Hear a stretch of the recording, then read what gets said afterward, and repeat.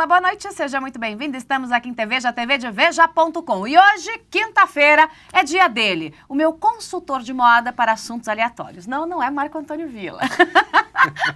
Hoje é Silvio Navarro que vai assumir a função de consultor de moda para assuntos aleatórios da política, porque Marco Antônio Villa está em Brasília. Cuidado que Villa vem aí amanhã. Eu quero saber o que ele vai trazer na mala de Brasília, hein? Vamos ver. De moda, Joyce, boa noite. Eu não entendo nada, infelizmente. Então vamos falar de Petrolão, que é do que você entende. Petrolão e Lava Jato. Gente, uma quinta-feira agitadíssima quando o assunto é a Operação Lava Jato. Você sabe que eu tenho dito para você que petista, esse povo grosso do PT detesta pobre. Eles gostam mesmo é de milionários. Zé Dirceu não é diferente. Amigão de Zé Dirceu que tem o bolso cheio de dinheiro.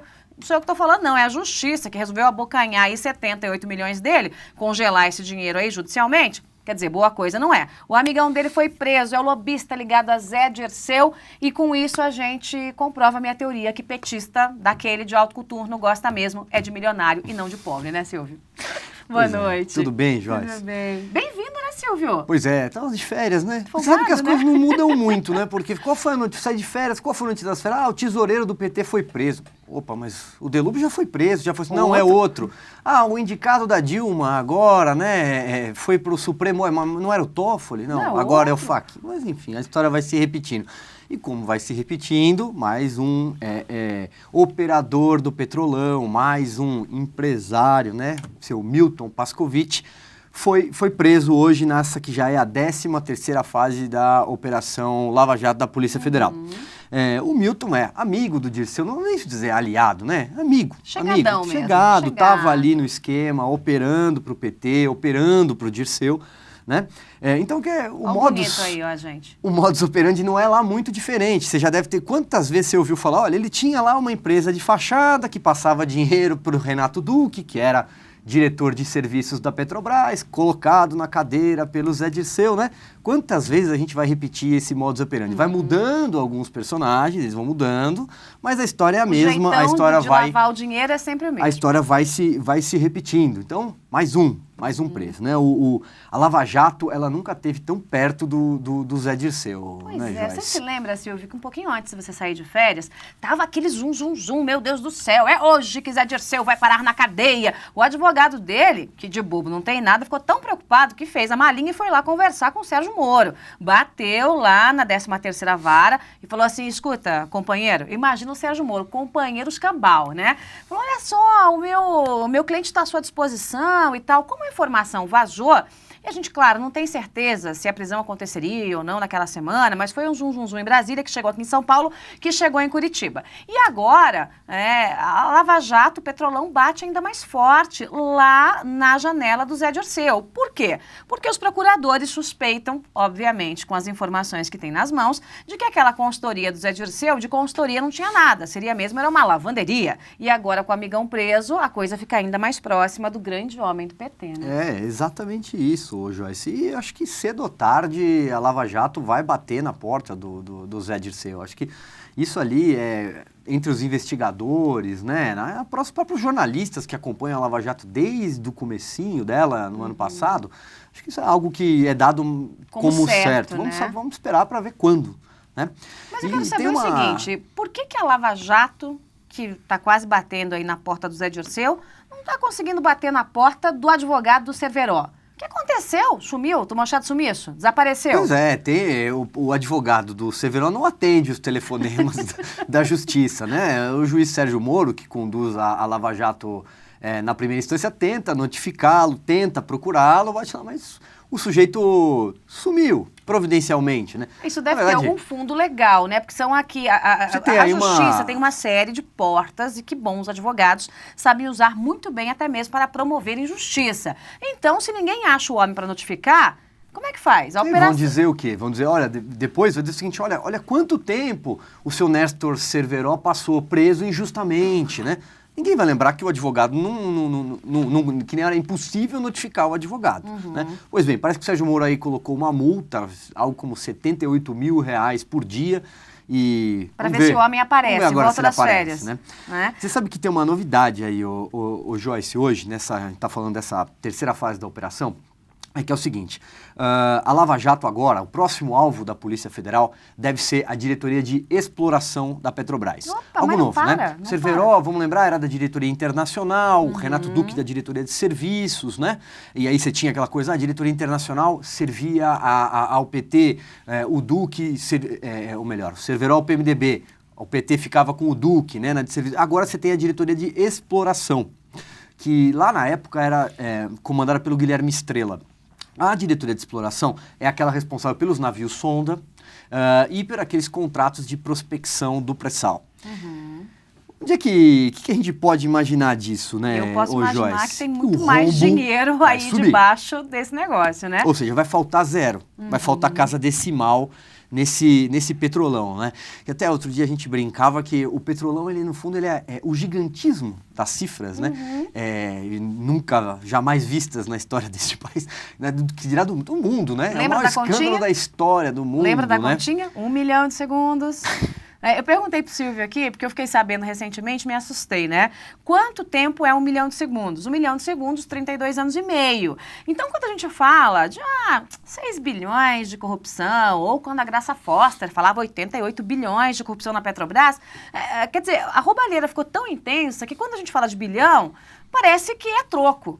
É Exato. muito dinheiro, é uma fortuna, são prêmios de loteria acumulados, eu acho que de toda a história da República, para você chegar num volume Você desse não consegue de chegar, dinheiro. né? E aí isso acaba, né? Esse gigantismo dessas cifras acaba quase que anistiando os escândalos do passado, né?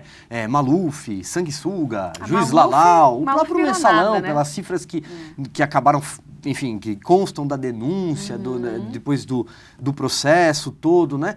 O Petrolão acaba engolindo tudo isso e fazendo isso realmente parecer troco, né? Quer dizer, o PT conseguiu, com o esquema de corrupção aperfeiçoado do Petrolão, anistiar aqueles tradicionais conhecidos como os corruptos que levavam dinheiro. Exato, essa corrupção institucionalizada que o PT enfim, instalou ali na Petrobras, né, nessa megalomania autoritária pelo poder, né, que acabaram entendendo que o caixa da Petrobras deveria servir ao partido. E também, a gente sabe também, para enriquecimento pessoal de muita gente, as investigações já vão batendo nisso, né? Então é um quintal do PT, né? O PT fez da Petrobras o seu quintal e, enfim, os outros partidos que faziam parte aí desse consórcio para assaltar a Petrobras, o PP, o PMDB, idem, né? Essa coisa de chegar ao pré-sal é preocupante, porque já há bastante tempo, quem estava no meio do processo dizia, olha, a Petrobras assinou o recibo de que 6 bilhões foram levados pela corrupção, mas tudo leva a crer que é muito mais. A própria Graça Foster, repito, falava em 88 bi, né? Eu tô chegando à conclusão que tem que somar 6 com 88 e dividir por 2, aí você chega na média da corrupção, né? Agora, tá debaixo do nariz de todo mundo, que é muito mais do que isso. A CPI da Petrobras tem levantamentos que mostram que é ainda mais do que 88 bi. Muito né? mais. Então, quando você vê que o Petrolão bate no pré-sal, a gente pode imaginar, como o Silvio falou aí, que quantos zeros virão à direita desse número, né? O buraco não tem fim. O buraco não tem fim, Joyce. E isso, como você estava dizendo, joga por terra, inclusive deve jogar por terra, né? O próprio balancete, o próprio balanço da Petrobras, né? Quando quer pouco mais de 6 bilhões era o prejuízo da corrupção, da roubalheira, isso vai muito mais. Muito mais, porque você imagina o tamanho dos contratos da diretoria de exploração da Petrobras, dessas sondas, né? Ou seja, olha, vai faltar casa decimal, né? E a gente está falando de bilhão, tem um outro detalhe interessante na Lava Jato, que é o que vai acontecer na semana que vem.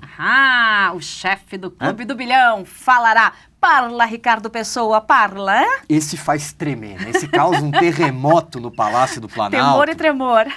Algo assim, de todo mundo que está ali, todos esses empreiteiros, que são as maiores empreiteiras do Brasil e tal, o nome do Ricardo Pessoa dá calafrio em muita gente. Porque provoca é ele calafrio. que pode citar e mostrar como funcionava o esquema, dando nome aos bois. E de que bois eu estou falando? É dos bois de raça, não é qualquer boi não, tá, gente? Ele vai dar o nome dos políticos, exatamente, né, Joyce? são... Isso. E ele se comprometeu a isso. quando ele assinou o acordo de delação premiada na semana passada com a Procuradoria-Geral da República. Por que a PGR e não o Ministério Público lá em Curitiba? Porque Justamente tem por político. isso, porque tem político. Com mandato, olha Porque que coisa tem político, bonita. né? As notícias que surgiram na semana passada já sinalizavam que ele vai citar o ex-ministro Edson Lobão, de Minas e Energia, senador do PMDB do Maranhão, mas vem muito mais por aí. A lista é enorme. E a gente não pode nunca tirar de tela, né, de que o Ricardo Pessoa era amigo, era muito próximo do ex-presidente Lula.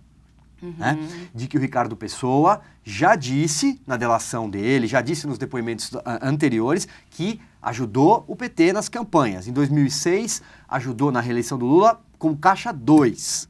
Em 2010 e em 2014, quando já era, né, nas duas eleições da presidente Dilma, esse dinheiro entrou ali, foi declarado à Justiça Eleitoral, dentro dessa maquiagem que é justamente a novidade que a Lava Jato, a triste novidade que a Lava Jato apresentou para o Brasil. Ou seja, a Justiça Eleitoral foi transformada em lavanderia. Que é a fraude lavanderia. no caixa 1, que é lavar dinheiro, com a Justiça Eleitoral, exatamente. É a corrupção com recibo eleitoral, né?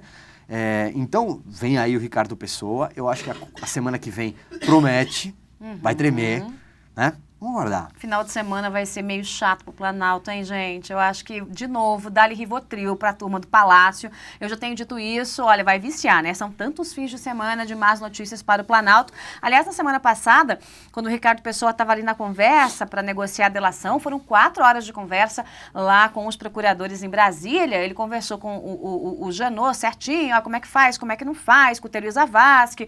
Aí foi ele a Brasília, sem escolta da Polícia Federal, ficou 4 horas conversando lá com os procuradores, e aí aqui no ar eu lancei uma hashtag. Põe no ar. Vamos lá, nossa hashtag para Ricardo Pessoa. Conta tudo, Ricardo Pessoa. Conta tudo, Ricardo Pessoa. Estamos na expectativa e muito ranger de dentes lá pelo lado do Palácio do Planalto. Como eu disse, o fim de semana não vai ser bom para Dilma, nem para Lula, nem para os petistas, porque além do Ricardo Pessoa, que tá doidinho para falar, também tem a marcha, hein, Silvio? A marcha que caminha até Brasília e também o pedido do PSDB, que não é um pedido de impeachment, mas também é um pedido aí que vai gerar um certo burburinho em Brasília. Então o PSDB entra com um processo contra a Dilma, né? É criminal, é justiça comum, né? E enquanto isso, a marcha caminha prometendo pedir o impeachment. Semaninha difícil, hein? Vai ser bem agitada. Essa marcha, né, os meninos que a Marcha da Liberdade. A Marcha da Liberdade, que partiram rumo a Brasília, chega na quarta-feira à esplanada dos ministérios, especificamente ao Congresso Nacional. Joyce, que essa questão do impeachment, né, só para a gente fazer ali, só situar, dizer mais ou menos o que aconteceu, o PSDB há tempos, né, que vem se falando agora, você está mostrando... Estou mostrando os meninos da marcha, né? Aí, né? Lá. Liderada pelo Kim Kataguiri e também pelo Renan. Eles caminham, é um grupo, gente, aparentemente muito pequeno. E em número é um grupo pequeno mesmo, mas é um grupo pequeno que tem dado aí um grande exemplo. Pequeno, mas barulhento. Né? E você vê que eles vão passando e é divertido você observar como tem uma interação, né? É importante. Exatamente. As pessoas buzinam, as pessoas... E esse grupo fez a oposição se mexer. Eu vou mostrar para vocês amanhã um vídeo que grandes nomes da oposição fez, chamando a população a engrossar esse time aí no dia 27 em Brasília. Quando a gente tem o som da verdade na boca e o som da indignação, esse é um som diferente, ainda mais quando é um som que vai ao encontro do som que sai da garganta da grande maioria da população brasileira. Então, é um grupo pequeno que caminha, é um mês de caminhada, é bastante coisa, mas é um grupo que está levando a expectativa de boa parte da nação brasileira. Então, tem legitimidade para isso, tanto que fez a oposição se mexer, né? Fez. E eu imagino que também que na quarta-feira também provavelmente a gente vai ter panelas, né? Enquanto o PT corre com seus robozinhos, né? Eu já desafiei, né? Petistas mostrem suas panelas. Não, mas aí não dá. Quanto tem um jogo de panela tramontina? Cinco. Mas não tem 5. Não dá, né? Não consegue juntar. Não vão querer, né? Acho que não. Acho que não vão se dar o trabalho. Não dá, não. Mas a gente estava falando do impeachment, então o que aconteceu? O PSDB, né, há muito tempo já vem esse assunto, né, de fazer o pedido de impeachment. Na bancada tem muita gente da bancada do PSDB, do DEM, do Solidariedade, do PPS, que defende, né, que é a oposição no Brasil, que defende o andamento de um pedido de impeachment. Mas o que aconteceu? Os tucanos encomendaram um parecer para o jurista Miguel Reale Júnior, ex-ministro da Justiça no governo Fernando Henrique, sobre o aspecto legal, o aspecto jurídico de se dar cabo a um pedido de impeachment, né? E a conclusão, que acabou sendo acatada por os partidos de oposição numa reunião hoje, foi de, não, vamos aguardar. Neste momento, o que nós vamos fazer é apresentar um pedido de investigação, naquela chamada pedalada, né? Porque o que o governo fez, né? O governo, que é o crime de responsabilidade que a gente vem falando? O governo pegou o dinheiro do Banco do Brasil e da Caixa Econômica para fechar a conta, né? Vamos ver, um empréstimo, fez ali um caixa paralelo, isso, mas não pode. A legislação proíbe, isso é crime, né? Então esse seria o crime de responsabilidade cometido. O outro aspecto é o impeachment. O impeachment, para um processo de impeachment andar, né, num país, ele tem dois lados. Ele tem o aspecto jurídico e o aspecto político. Neste momento, o que os líderes da oposição, vamos falar especialmente os líderes do PSDB, concluíram, e a gente tem que olhar isso até com uma certa responsabilidade, né? É que não há muito claro ainda os aspectos para se pedir, tanto políticos quanto jurídicos nesse momento. Os juristas se dividem, né? Alguns dizem que tem jurídico, mas não tem o político. Outros dizem que tem o político, mas não tem o jurídico. Mas é difícil um jurista desses grandões, como o Ives Gandra, o Miguel Reale Júnior, que diga, olha, há os dois aspectos. Exatamente. Eu acho que assim, o impeachment ele não pode ser um assunto proibido. Nunca. Não pode. Se discutir é legítimo, é absolutamente legítimo se debater. Né? Tá lá. Agora, dar cabo a um processo de impeachment, imagina você dar cabo a um processo de impeachment e sofrer uma derrota. Né? Isso vai acabar até legitimando mais, dando mais força para um governo que está aí. Então, acho que é preciso ter o aspecto político, ter o ambiente político pronto para isso. Né? E as questões jurídicas estarem muito claras. Né? E o ambiente político se faz com o povo na rua. Né? Não tem nada que um político tema mais que o povo na rua. Ponto. Não sou eu que disse isso, não. Alguém disse, eu li, não me lembro quem. Mas alguém disse essa frase, né? Se eu não me engano, foi o doutor Ulisses Guimarães. Não há nada, se não foi, vocês me corrijam aí, tudo bem. Né? Não há nada que um político tema mais do que o povo na rua. É só isso que o político tem medo. Então, quando a gente fala de questão política... No caso do atual governo, tem muita gente que tem medo de panela também. Mas é pouco, né? Novidade. A panela tem que ter um povo batendo lá, né, Silvio? Senão não dá, né? Panela virtual é só aqui no site de Veja, né? Para você não desgastar a sua caçarola, para você que é assumidamente varanda gourmet, você entra lá no site de Veja e panelaço virtual. Então, qual que é a grande questão, né, para criar esse ambiente político? É fazer pressão de forma com que mesmo aqueles que integram a base aliada e que ainda são subservientes à presidente da República, ao PT, não tenham clima para dizer, olha, tudo bem, a Dilma fica aí, porque é uma questão matemática. Quando se diz que 2/3 do Congresso, são necessários 2/3 do Congresso para fazer o impeachment da Dilma, a leitura inversa é que com 1/3 e mais um deputado, pronto. Né? Exatamente. E a gente conhece, e a história... mostra quais são os métodos do PT de cooptação, de compra de deputado. Então, acho que é preciso, sim, ter uma certa cautela. O impeachment é uma questão que implica responsabilidade, tem consequências institucionais também, né? Deixa as investigações da Lava Jato continuarem, eu acho que a CPI Deixa o recado pessoal falar. Né? Logo aí, terça-feira ele vai falar, né? Começa a falar na segunda, terça-feira, na verdade segunda-feira. Cara, a pessoa está em regime de prisão domiciliar em São Paulo. Ele viaja para Brasília já na segunda e fica à disposição do Ministério Público Federal. E aí vai ser ouvido. E aí, gente, tem aquela coisa, né? Quem é a favor do impeachment? Joyce é a favor do impeachment? Eu sou. Sou a favor do impeachment. Né? Mas aí, como é que faz isso? De um jeito que seja um jeito muito bem feito, como o Silvio falou. Se não fortalece o inimigo. Né? Nós temos aqui outros colunistas, por exemplo, Marco Antônio Villa, a favor do impeachment. Reinaldo Azevedo, a favor do impeachment. Outros não, porque aqui nada é combinado. Guzzo, contra o impeachment. Então, essa é uma discussão que é uma discussão que acontece aqui nos estúdios de TV, já imagino que aconteça em boa parte dos lares brasileiros, né? Você tem lá a mãe a favor, o pai contra, o filho a favor. Então, essa é uma discussão que também acontece entre os juristas, porque há uma brecha na lei. A lei da reeleição, ela nasceu depois que já existia a lei do impeachment e não se reformulou a lei do impeachment. Então, ficou essa brecha jurídica. Tem já uma jurisprudência no STJ, né? Mas isso não chegou ainda ao STF. A gente ainda tem alguma água aí para passar por debaixo da ponte e esperar, claro, a delação do Ricardo Pessoa, tudo que ele tem a dizer, e também o quanto esses movimentos que estão chamando o Brasil podem fazer pressão no Congresso para criar, aí sim, o clima político e pressão também no Planalto. Babau? É isso aí. Acabou? Isso aí, Josi. Vamos esperar agora, essa semana promete. Vamos esperar. Silvio Navarro, editor de Brasil do site de Veja, hoje conversando aqui comigo. Marco Antônio Villa ficou lá em Brasília e amanhã ele traz todas as novidades pra gente, excepcionalmente na sexta-feira tem o Villa. Obrigada, Silvio. Bem-vindo, viu? Eu que agradeço, Chega de moleza pra Joyce. você agora, tá? De volta ao trabalho. Tamo de volta. Câmera aberta pro tchauzinho. Tchau, gente. Ótima noite pra você. Amanhã cedinho, nem tão cedinho, né? Às 9 da manhã. A gente tá aqui de volta com as principais notícias do dia, não só os fatos, mas em especial o que há por trás dos fatos. E eu trago os detalhes da caminhada, a Marcha pela Liberdade que vai até Brasília às 11 da manhã, inclusive com vídeos exclusivos. A gente espera você. Tchau.